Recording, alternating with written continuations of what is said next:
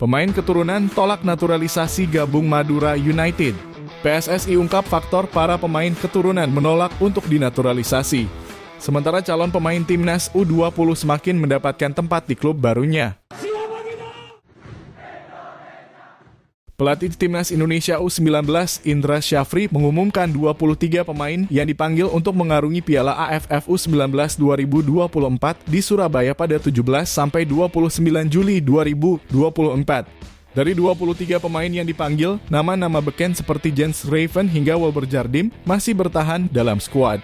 Sementara namun kali ini tak ada nama Ji Da-bin seperti sebelum-sebelumnya. Gelandang berdarah Korea Selatan itu tidak disertakan Indra Syafri. Selain Ji Da-bin, 4 pemain yang dicoret sebelum masuk ke dalam skuad final Piala AFF U19 2024 adalah Muhammad Farhan Sopiullah, Fandi Bagus Pamungkas, Muhammad Darul Valentino Erlangga, dan Rahmat Syawal. Madura United terus bergeliat di bursa transfer. Madura United kembali memboyong amunisi untuk menghadapi Liga 1 2023 per 2024. Kali ini, Madura United memboyong Jordi Weerman. Pemain asal Belanda ini diplot untuk mengisi satu slot di lini tengah Laskar Sapekerap.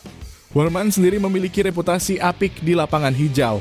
Pemain yang kini berusia 25 tahun ini merupakan hasil didikan sistem Feyenoord, salah satu yang terbagus di Belanda.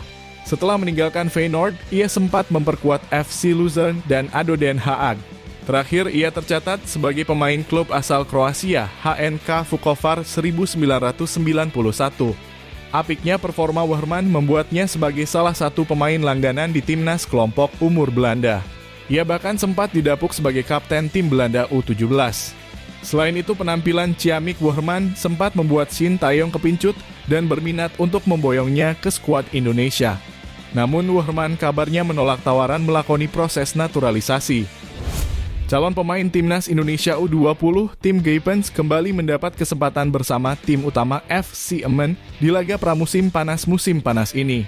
Pada laga tersebut, FC Emmen melawan SC Cambuur selama 100 menit, yang terbagi dalam 3 babak, yakni 40 menit di babak pertama, 20 menit di babak kedua, dan 40 menit di babak ketiga.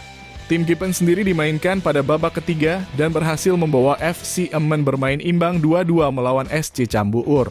Penampilannya kali ini menjadi penampilan kedua bagi tim Gaypens sejak bergabung secara gratis pada awal Juli 2024 lalu. Dengan penampilannya di 2 uji coba terakhir FC Emmen, besar kemungkinan tim Gaypens akan menjadi andalan klub berjuluk Emmen itu di Eerste Divisie musim 2024 per 2025.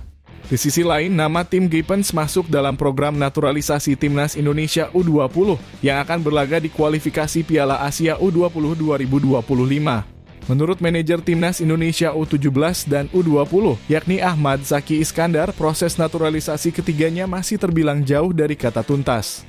Saat ini, proses naturalisasi ketiganya masih berada di tahap awal, yakni pemberkasan di Kemenkumham melalui Ditjen Imigrasi. Tidak bisa dipungkiri banyak sekali pemain-pemain keturunan Indonesia yang kini berkarir di Eropa, salah satunya Belanda.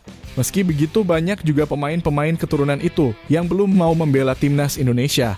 Pencarian pemain-pemain keturunan untuk membela timnas Indonesia dimulai dari era PSSI dipimpin Mochamat Iriawan. Ada 4 pemain keturunan yang akhirnya setuju membela timnas Indonesia. Mereka adalah Elkan Bagot, Sandy Walsh, Jordi Amat, dan Saine Patinama. Proses pencarian pemain-pemain keturunan pun berlanjut di era Erick Thohir, bahkan lebih banyak. Tercatat sampai saat ini ada sekitar tambahan 9 pemain keturunan di timnas Indonesia. Naturalisasi terbaru adalah Jens Raven yang saat ini sudah bergabung ke timnas Indonesia U19. Kini timnas Indonesia akan tampil di putaran ketiga kualifikasi Piala Dunia 2026 zona Asia. Beberapa pemain pun didekati oleh PSSI, salah satunya Ole Romani.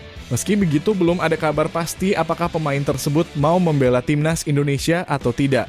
Namun Arya Sinulinga mengatakan ada faktor besar yang membuat pemain-pemain keturunan menolak dinaturalisasi untuk bela timnas Indonesia. Kata Arya, para pemain keturunan tersebut masih berhasrat ingin membela negara asalnya.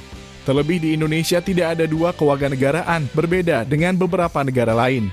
Selain itu, para pemain keturunan masih sangat muda dan masih ingin mengembangkan karirnya.